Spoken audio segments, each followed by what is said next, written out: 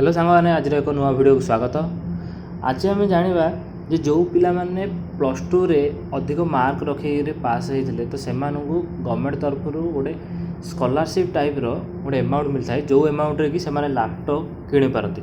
पूर्वर से laptop direct मिलूला पिलामानकु किंतु एबे सेटा कौन ना से अमाउंट दि जाऊँगी से लैपटॉप किणी पारे। तो चलतु केबे ठारू अप्लाई करिया और केमिति अप्लाई करे से विषय में जानिया। देखिपे ये हूँ से नोटिफिकेशन फॉर्म लिखाई जे द्वादश श्रेणी उत्तीर्ण 15,000 मेधावी छात्र छात्री को लैपटॉप किणवा निमंते आर्थिक सहायता प्रदान। तापर देखो यार अप्लाई तारीख केबे स्टार्ट हम 29 अगस्त ठारू स्टार्ट आरंभ हो गलानी और आर शेष तारीख हूँ 28 अक्टोबर 2024 पर्यटन अच्छी। देखो ये डेट एक्सटेंड हो तेणु किसी असुविधा ना तथापि आपण मैंने सब ट्राई करूँ जल्दी करने।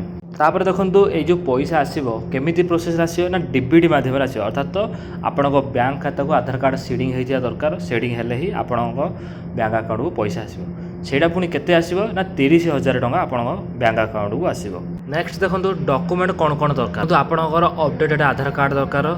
तापर आपणकर पास फोटो साइज फोटो आउ लास्ट एग्जाम पास मार्कसीट आपणकर दरकार। सहित आप करंट ईयर रे कोड पढ़ुचंदी तो सही जिनसटा आपन दरकार। आ गोटे मोस्ट इंपोर्टाट जिनस आपको कहीदे जे आपण आधार कार्ड रे डेट ऑफ बर्थ ना आ मोबाइल नंबर आप आधार कार्ड को लिंक होता दरकार। देखो यही सब जिनस ठीक होता दरकार। जदि न हो तेज आपणकर रजिस्टर समय तो भूल भाल हो।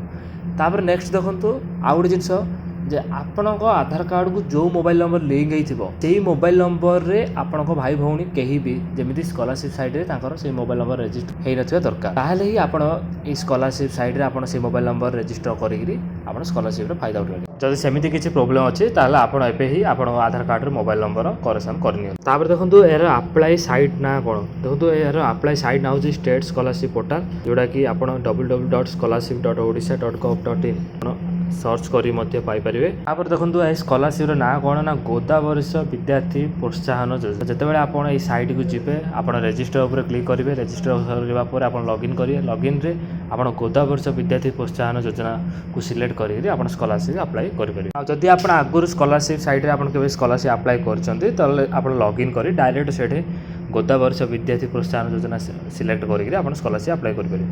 आई होप समस्त को ये लैपटॉप स्कॉलरशिप विषय सब सूचना मिल सारी।